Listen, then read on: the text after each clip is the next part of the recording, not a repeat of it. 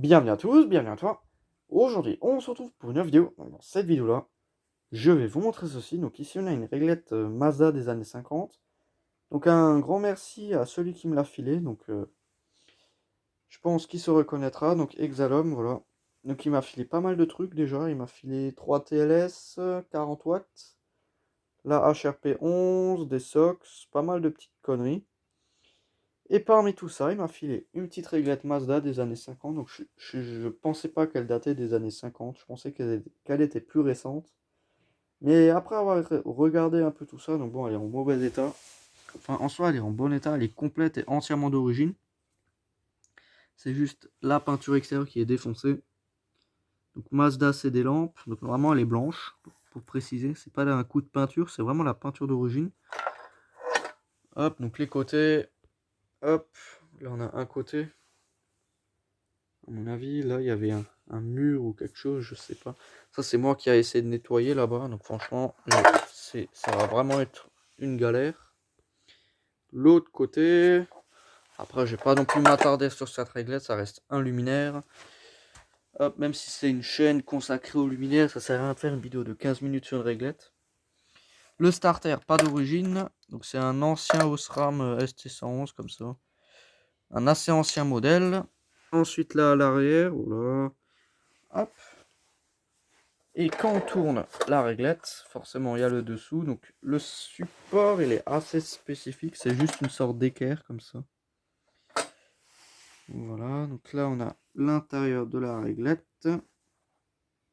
Assez crade mais ça va. Donc le support, le ballast des années 50 avec le logo. Ensuite plus loin. Donc je vais démonter le support après pour vous montrer un peu plus en détail.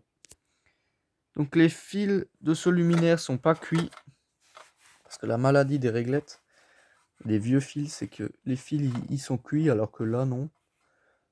Ils sont pas cassants. C'est encore bon, mais bon, je pense que je vais la remettre un petit coup de graisse ou quelque chose parce que pour assouplir, on va dire, pour éviter que le caoutchouc il dessèche, on met de l'huile dessus ou quelque chose, bah le caoutchouc, bah, il absorbe, on va dire, et il reste gras. Donc au moins ça sèche pas. Donc le caoutchouc il est pas desséché. Alors, donc, le système de vis de chez Mazda, c'est vraiment un gros bordel. Si on ne sait pas ce que c'est un gros bordel si on ne connaît pas. Parce que j'ai déjà récupéré un luminaire avec ce style de vis. Donc la RIE, pour ceux qui s'en rappellent. Bah, il y avait des vis comme ça. Moi, j'ai tiré dessus comme un mongol. Parce que j'avais juste dévissé ça. J'ai tiré dessus comme pas possible. J'ai tout essayé pendant 1 heure. Pour qu'au final, je me rende compte que c'est un double filetage. Ça, il faut vraiment le savoir. Hop. Mais après, c'est pratique parce qu'on pose le luminaire. Ensuite, on le laisse pendre. Enfin, on le laisse tomber.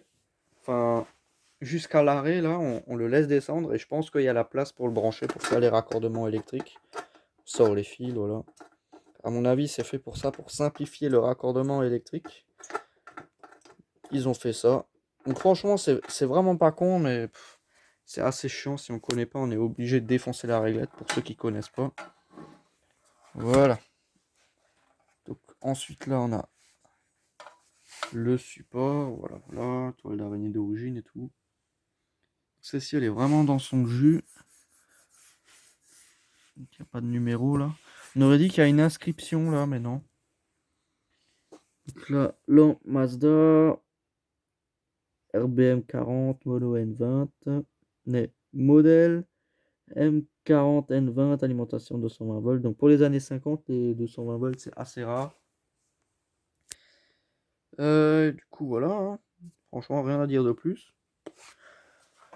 Rien à dire de plus. Donc le bornier qui manque, mais ça j'ai exactement le même en stock, qui vient aussi d'une réglette Mazda. Bon, des années début 60, mais j'en ai un. C'est un blanc carré que j'ai sur toutes mes réglettes Mazda des années 60. Après, je pense pas qu'ils ont changé. Et s'ils ont changé, ça reste un bornier Mazda. C'est la seule chose qui manque. Autrement, le luminaire il est complet. Je vais pas chipoter pour un bornier. Voilà, donc bon, il y a du travail, hein, bien sûr. Normalement, sur ces réglettes, il y a toujours une date inscrite quelque part, mais je ne sais pas où. Je vais peut-être la trouver en nettoyant. Il y a toujours une date qui est poinçonnée à l'intérieur des réglettes. Enfin bon. Donc là, le vieux support de starter aussi. Hop. Voilà.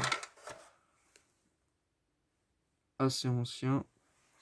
Voilà, enfin bon, donc c'était vraiment juste une petite vidéo pour vous montrer ça. Donc il y aura une partie 2 où le luminaire il sera nettoyé et fonctionnel, voilà. Enfin bon, donc c'était vraiment juste une petite vidéo pour vous montrer ça, voilà. Hein.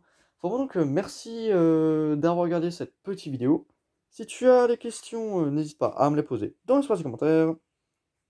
Ciao!